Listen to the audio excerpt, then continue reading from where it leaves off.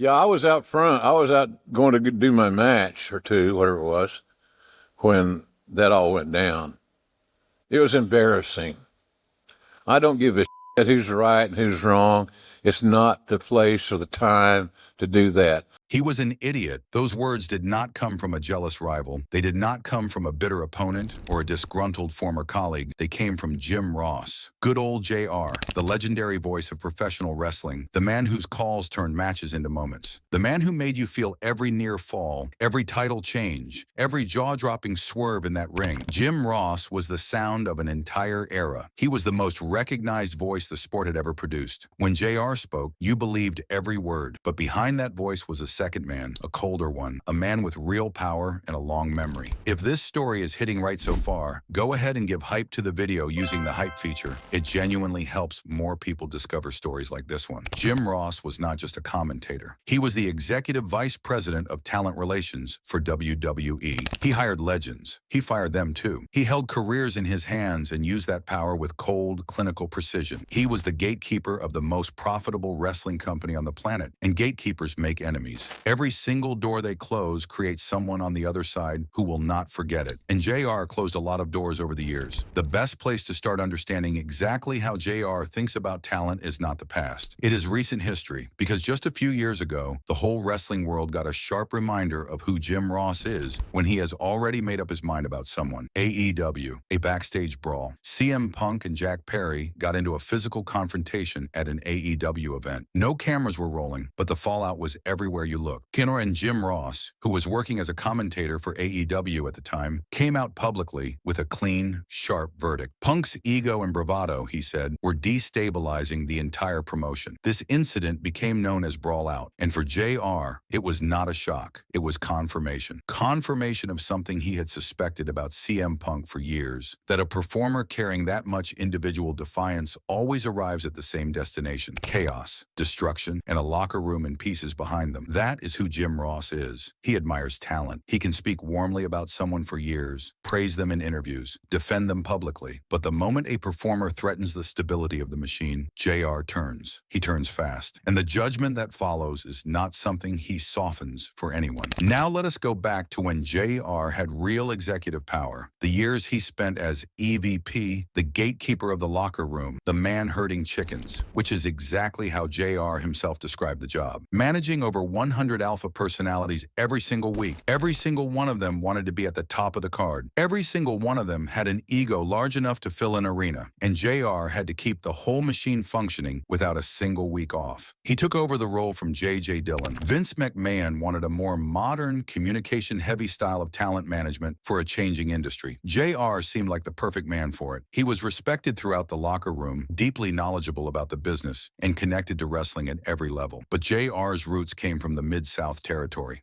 built under Bill Watts. And that background stood for one thing above all else: iron discipline. No excuses. You showed up. You honored your dates. You respected the craft, and you respected the people around you who had bled for it. That code worked beautifully in the territories. But the 1990s were a different world. Stars had leverage they had never had before. Stars had egos that had been fed by pay-per-view payoffs and national television. And stars were not always willing to play by the old rules that JR had grown up in. JR worked from two clear triggers. His first trigger was unprofessionalism and disrespect. Late arrivals, locker room theatrics, holding the company to ransom for money, failing to extend basic courtesy to staff and fans. JR noticed every single instance, and he never, ever forgot. His second trigger was safety and reliability. If you were injuring colleagues in the ring night after night, or walking away from dates to pursue personal interests, you were a liability, a direct threat to the operation, and liabilities did not survive long under JR's watch. He moved on them quickly and without sentiment. The deeper problem was the framework JR used to view every single performer on the roster. Assets or liabilities. That was the lens. He valued institutional stability above individual personality. The company's structural integrity mattered more than any one person's creative fire. If your behavior, your attitude, or your personal life threatened the structure, then you were the problem, not the booking, not the politics, not the system. You. And that thinking made JR a fierce, a committed protector of the company he served. but it also made him a cold, unforgiving judge of the human beings inside it. Here are the 10 wrestlers Jim Ross could not stand, starting at number 10 and working all the way down. Number 10, Naked Midian. Dennis Knight was a man Jim Ross genuinely liked as a person, willing, hardworking, approachable, ready to do whatever was asked of him with a good attitude and no drama. JR had no personal grievance with Knight as a man. And that is exactly what made this situation so maddening for JR to experience week after week. The gimmick was Naked Midian, a nearly naked man wandering around WWE television wearing little more than a small fanny pack. It was a shock value comedy act designed to fill airtime in an era when the Attitude Era was pushing every boundary it could find. Jim Ross had to sit at the commentary table and call these segments on live television in front of millions of viewers with his professional reputation attached to every word he said. For a man shaped by the Mid-South territory who believed deeply in athletic credibility and the presentation of wrestling as a sport worth taking seriously, this was professionally humiliating. JR called the Naked Midian gimmick a crime against wrestling. He meant it. He was not exaggerating for effect. He was genuinely furious at what the segment represented. Here is why this case matters beyond the obvious embarrassment. JR was the head of talent relations, whose job was to develop credible athletes and maintain the integrity of the product. And on the other side of the building, in the creative department, was dressing a perfectly good man in a fanny pack and putting him in front of a national audience as a punchline. The two departments were pulling in opposite directions, and JR had no control over creative's decisions. This reveals the self-righteous streak that ran through everything JR did in an executive role. He positioned himself as the last remaining defender of genuine wrestling, the only person in the building who truly understood what the sport was supposed to be. Anyone who fell outside that narrow definition, including creative directions he found beneath the standard, was not just misguided. They were wrong, and that posture made JR exhausting to work alongside. Because in JR's world, there was only one correct answer, and JR had already decided what it was. Dennis Knight himself had nothing to answer for. He was a professional who turned up, worked hard, caused no locker room drama, and did everything that was asked of him. The contempt JR felt was directed at the gimmick, but it spread further than that. It spread toward the entire creative philosophy of the era and toward anyone associated with it. JR believed the Attitude Era had strayed too far into shock value and had abandoned the credibility the sport needed to survive long-term. Naked Midian was the clearest symbol of that drift, and JR made sure everyone knew exactly where he stood on it, loudly and often. Number 9, Brock Lesnar. Jim Ross signed Brock Lesnar. He was part of a remarkable recruiting class that also included John Cena and Randy Orton, three men who would each go on to define different chapters of the company's history. JR looked at Lesnar and saw something that came along perhaps once in a generation. Legitimate amateur wrestling credentials from a Division I program. Unstoppable size combined with shocking mobility. A physical presence that nobody currently on the roster could come close to matching. As far as JR was concerned, Brock Lesnar was the next face of the entire brand. The future of the company wrapped up in one extraordinary human being. So the company built everything around him. The booking structure, the storyline investments, the marketing campaigns. The creative team positioned Lesnar as the most dangerous man in WWE. And when Lesnar climbed to the top of the card and held the championship, it felt like JR's vision was being realized in real time. This was the payoff. This was what the investment had been building toward. And then Lesnar walked away. In 2004, Brock Lesnar told WWE he was done. He wanted to pursue a career in American football. He was leaving, and JR's response was not measured or professional. JR took it as a personal betrayal. He said the company had built the whole house for Lesnar, and Lesnar had walked out of that house without pausing to look back at the walls. There was a phone call that defined the whole saga. Lesnar had already walked away from a $6.4 million deal to chase the NFL. Then came the news of a $250,000 check for his final match at WrestleMania. Lesnar was enraged. He rang JR. He wanted more money.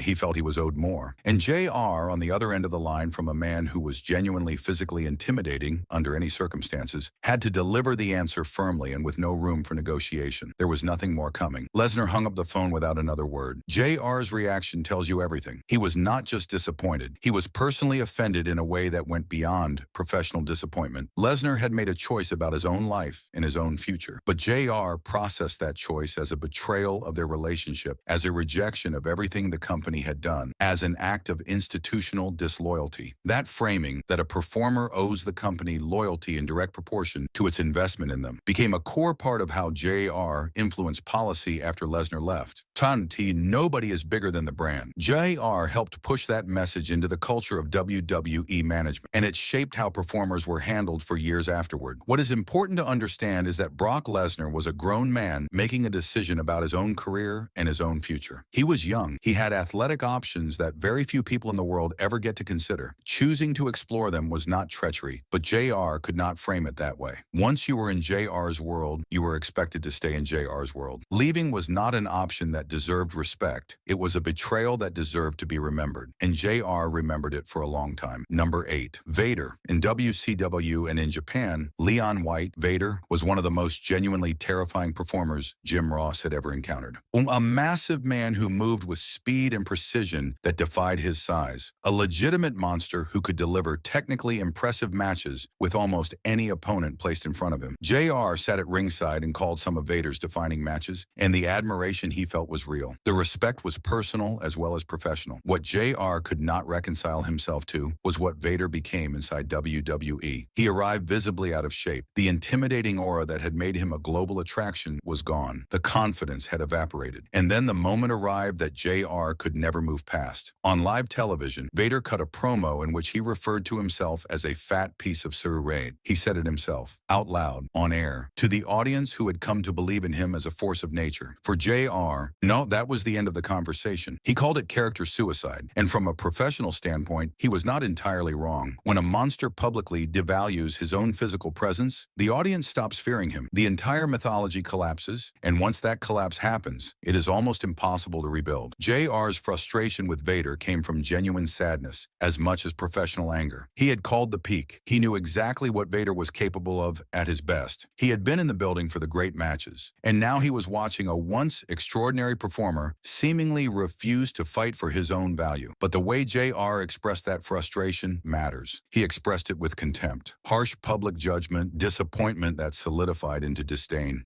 He could not extend patience or understanding to a performer who had clearly lost his way. To JR, a performer who loses their market value has a professional obligation to fight to recover it. And if they do not fight, they become a depreciating asset. And depreciating assets are managed out. Vader did not get compassion from JR. He got written off. There is something worth asking here. Vader arrived in WWE after years of being one of the most feared performers on the planet. The transition to a new company, a new culture, a new audience, and a new set of creative expectations is not a simple process for anyone. It takes time. It takes support. It takes patience from the people in charge. What Vader got from JR was none of those things. He got harsh commentary and disappointment. One, he got publicly judged for failing to maintain the version of himself that had existed in another company, in another era, under very different conditions. Whether Vader could have recovered with better support is something we will never know, because better support was never extended. Number 7, Sunny. Tammy Sitch, known to the world as Sunny, was the first diva. She was genuinely ahead of her time, charismatic and marketable in ways the wrestling industry had not seen in that role before. JR understood her value completely. He knew what she brought and he appreciated it. For a period, the arrangement worked, and the audience responded to her in exactly the way it was supposed to. But Sunny's personal life was falling apart. Addiction had its grip on her. Unreliability became a constant. Every event she was needed for carried the risk that something would go wrong. The locker room felt the disruption. JR described managing her situation as a 24-hour nightmare. Every break she was given by management, every crisis she survived, every second chance extended by the organization, something would pull her back down. In JR's view, she brought trouble on herself repeatedly and without apparent intention to change. Then years after her wrestling career had ended, something unexpected happened. After JR's wife passed away, Sunny reportedly made a proposition. She suggested she could move in and take care of him. JR turned the offer down without hesitation. He said he knew her too well. He knew the dramatic nature of who she was, and he had no interest in welcoming that dynamic into his personal life. JR carried his disdain for Sunny for years and expressed it through a very specific vocabulary: collateral damage, menace, 24-hour nightmare. These are not the words of someone who views a struggling person with compassion. These are the words of a manager reducing a human being to the administrative costs she generated. Sunny was battling addiction. She was in real pain, and the person who held real power over her career described her in clinical language that stripped away every trace of humanity from the situation. Her later legal problems and eventual imprisonment did not inspire reflection from JR. They confirmed his assessment. That is a cold way to look back at someone you were responsible for.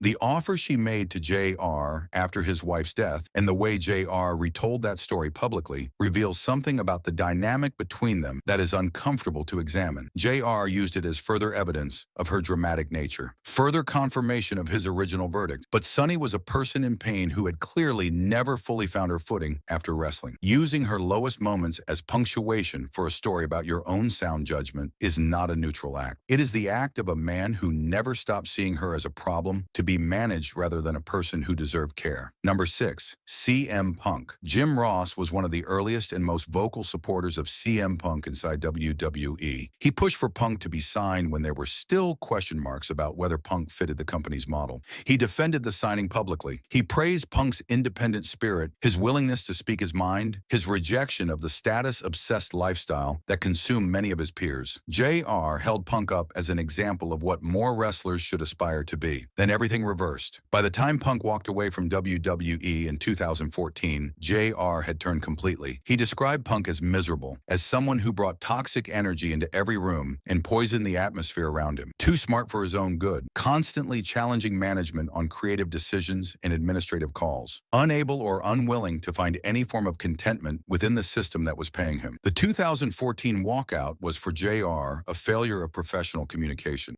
Punk had been given the most valuable platform in wrestling and had chosen his own feelings over the company's needs. That was the analysis. Not a brave act of self-determination, a failure to be a team player. Then AEW added the final chapter. Brawl Out, Punk and Jack Perry. JR was there as a commentator. He came out publicly and stated his view without reservation. Punk's ego and bravado were destabilizing the whole promotion. For JR, a man who had spent his entire career protecting the industry's standing, Punk's behavior was the worst kind of example. The pattern here deserves attention. JR praised Punk as a free thinker right up until the moment Punk directed his thinking against the system JR had built and the values JR stood for. Then the free thinker became a liability. The independent spirit became a problem. Cheetah JR's appreciation for people who spoke their minds always contained a quiet condition. You could speak your mind, as long as it aligned with the direction JR was pointing. The moment Punk refused that condition, JR responded the way he always responded. He classified, labeled, and moved on permanently. The uncomfortable truth is that Punk did exactly what JR had praised him for doing. He stayed true to himself. He refused to be compliant when he believed the company was not holding up its end. He walked away from a situation he found genuinely harmful to his health and his happiness. In another context, with a different person in the executive chair, that kind of honesty about a broken relationship might be respected. Under JR's framework, it was just further evidence of a man who could not be trusted to stay in line. JR saw free thinkers as valuable assets until they thought freely in his direction. Number 5. Sid Vicious. Sid Vicious had the look. 6 feet 9 inches of physical presence, built for the main event in every visual sense. Jim Ross said it plainly. Sid had the look of a champion. In the right circumstances, properly pushed and properly managed, Sid could have been one of the defining stars of his era. The potential was not in question. The problem in JR's account was commitment, and the symbol of that lack of commitment was softball. During the busy summer period, Sid was alleged to prefer recreational softball over honoring wrestling commitments. For JR, in an era when performers were expected to be on the road for upward of 250 days in a year,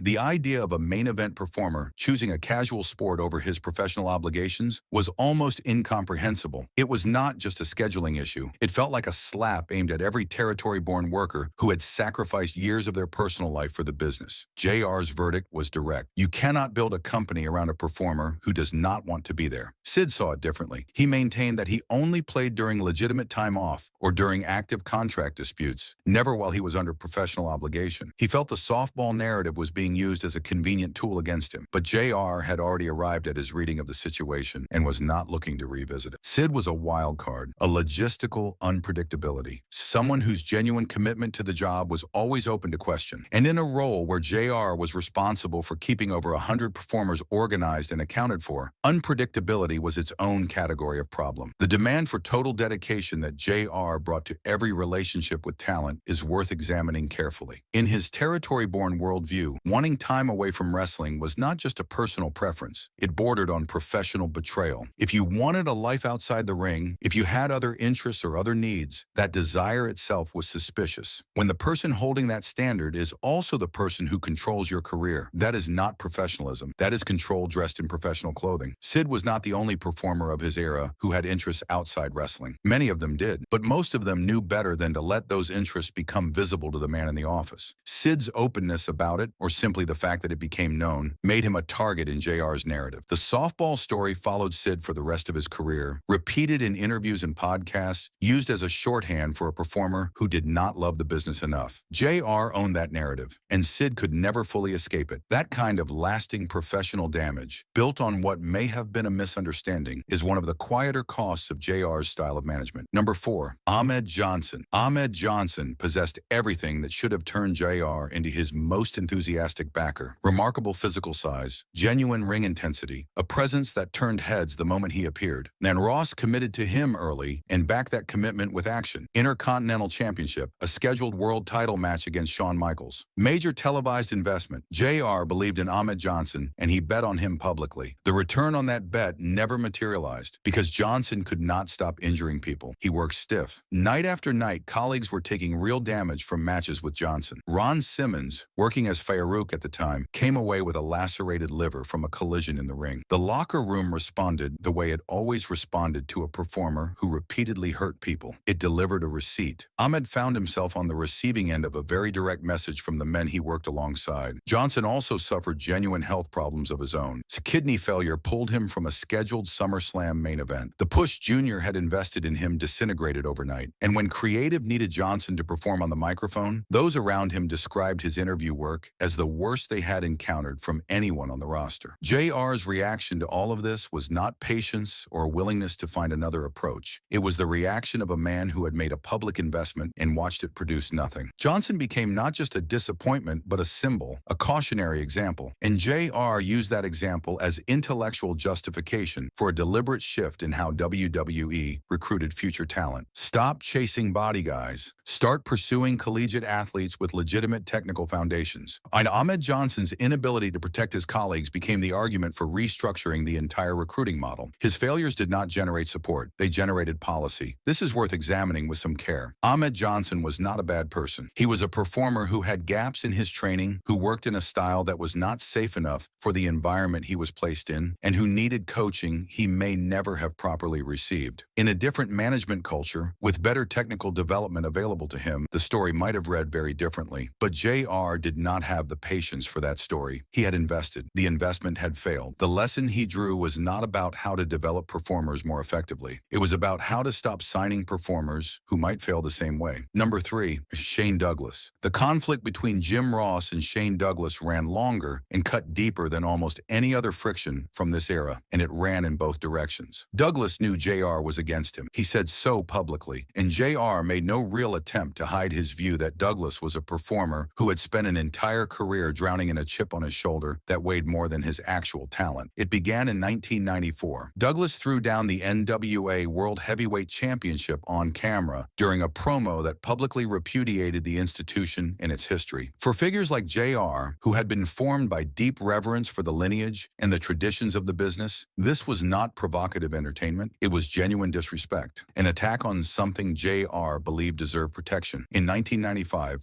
Douglas had a run in WWE under the name Dean Douglas. He clashed backstage with the Clique, the most politically connected group in the locker room during that period. Douglas framed the experience as a battle against internal corruption, against powerful insiders using their position to hold down deserving talent. JR heard a very different story. He heard a performer who could not handle the pressure of the biggest stage in wrestling and had chosen to blame the environment rather than examine his own part in the outcome. When the group that became the Radicals came across from WCW to WWE in 2000, Douglas was part of the early discussions about who would make the transition. JR argued against including him. He told management that Douglas would create more problems than he would solve, that his reputation as a conspiracy theorist and his history of conflict would make him a destabilizing presence in a locker room that was already complicated enough to manage. Douglas was left out of the group entirely. JR presented his own reasoning as clear-headed, rational, executive decision-making. But what Douglas represented was a performer who had publicly challenged the way the industry operated, who had named its internal politics honestly, and who had refused to pretend that everything was straightforward and fair. And JR's consistent answer to that was to keep his door closed, permanently, not professional assessment, gatekeeping. The long-term consequence of this approach is that JR's version of the Shane Douglas story became the dominant one. everyone. JR had the platform, the credibility, and the ongoing media presence. Douglas, see, from the outside, had far fewer opportunities to shape the narrative. So the version that survived, the conspiracy theorist, the chip-on-his-shoulder performer, the man who could not handle the big stage, was JR's version. Whether it was accurate or fair is a different question entirely. JR's judgments did not just affect careers in real time. They shaped how those careers were remembered long after the fact. That is an enormous amount of power to carry, with very little accountability attached to it. Number 2, Buff Bagwell. When WWE acquired WCW in 2001, JR was handed one of the most difficult personnel challenges of his entire tenure. Take a roster built in WCW's considerably looser, more permissive administrative environment and integrate them successfully into WWE's much tighter, more demanding culture. During the process was messy from the start, and nobody captured the full mess of it more completely than Marcus Buff Bagwell. Bagwell lasted 1 week in WWE, 7 days from arrival to release, and the speed of that exit reveals exactly how JR operated when he had made a decision about someone. The first visible problem was the television. Bagwell appeared in a Raw main event against Booker T. The match landed poorly. The crowd response was cold and unreceptive. The performance did not come close to meeting the standard WWE expected from performers featured in that position. A single poor outing under difficult circumstances might have been survivable with time, development, and patience. But then the Judy Bagwell call happened. Buff Bagwell's mother rang the WWE office. She was managing her son's travel arrangements and raising complaints about how he was being treated by the organization. For Jim Ross, that single phone call was the end of the conversation about Buff Bagwell. A professional performer in a professional company does not have his mother ring the executive office to handle his logistics and fight his battles. In JR's world, this was not just embarrassing. It revealed something fundamental about Bagwell's maturity, his readiness for WWE's culture, and his capacity to operate as an adult in a demanding environment. JR had a sharp line for it that followed Bagwell for years. $1-million body, 10-cent head. Reports of Bagwell bullying newer talent in the locker room during his brief time in the company added to the file. Eater JR filed it all away and arrived at his verdict with remarkable speed. High-maintenance performer. Low ceiling for professional growth. Not a worthwhile investment at any level. Released. Sit with the coldness of that process for a moment. 1 television performance. 1 phone call from a mother. 7 days. A career in WWE ended before it had really begun. JR gave Bagwell no real time to adapt to the environment, to understand its demands, to grow into what was being asked of him. He spotted what he saw as a cultural misfit, made his judgment on day 1, and pressed the button. The efficiency was absolute. So was the harshness. Years later, it was reported that Bagwell actually reached out to JR and apologized for his past behavior. JR's response was apparently gracious, and he said Bagwell deserved to be happy and had earned his place after making mistakes and working to put them right. That moment is interesting because it suggests JR was capable of revision. He could update a verdict if the evidence changed, but by the time that revision arrived, Bagwell's WWE career was long over and could never be recovered. The apology came years too late to matter professionally. The judgment that ended the career had been made in a week. The forgiveness came a decade later. That gap is the shape of JR's management style. Number 1, Ultimate Warrior. This is the top of the list. It is not close. Jim Ross described the Warrior as a performer he never respected and never liked. A colossal pain to manage from the first day he set foot in the building. And the evidence JR assembled to support that verdict is substantial and hard to dismiss, even as JR's own response to it reveals just as much about the executive as it does about the talent. The worst single incident came at SummerSlam 1991. The Warrior, Jim Hellwig, threatened to no-show the entire pay-per-view event unless his financial demands were met in full. A ransom demand, a hostage situation with a major event as the leverage. For JR, who had been raised on the Mid-South ethic of showing up without conditions and honoring your commitments regardless of personal grievance, this was the deepest possible violation of the professional code. You showed up. You did the job. You did not hold an organization of thousands of people to ransom because you wanted more money. While JR believed that the Warrior's success was fundamentally a construction built on entrance music, on pyrotechnics, on lighting rigs, and crowd energy, and the ability to sprint to the ring at full speed, not on wrestling skill, not on craft, not on genuine respect for the business. JR saw Warrior as a pure narcissist who viewed the wrestling industry as a personal wealth machine and nothing else. A man who had absorbed the rewards of the industry without ever genuinely giving the industry the respect it deserved in return. The 1996 return confirmed everything JR already believed. Warrior came back and then failed to honor house show commitments commitments. He did not appear for dates he had agreed to. No shows, no explanations that satisfied management. And the reports of how he conducted himself when he was present, the abusive language used openly toward staff and toward fans, the refusal to set aside a few minutes to meet sick children who had specifically come to the building hoping to see him, all of it accumulated in JR's mind into a single, final verdict. Toxic asset. Costs more than he brings in. The ego outweighs the revenue at every point. The sick children point stayed with JR for years, and he returned to it often. In his traditional view of the babyface role, the performer who the audience loved carried genuine responsibilities. You represented something. You gave back to the people who believed in you. You honored the relationship that made your success possible. Here was a man who could not find the time or the will to sit with a child for 5 minutes. That, for JR,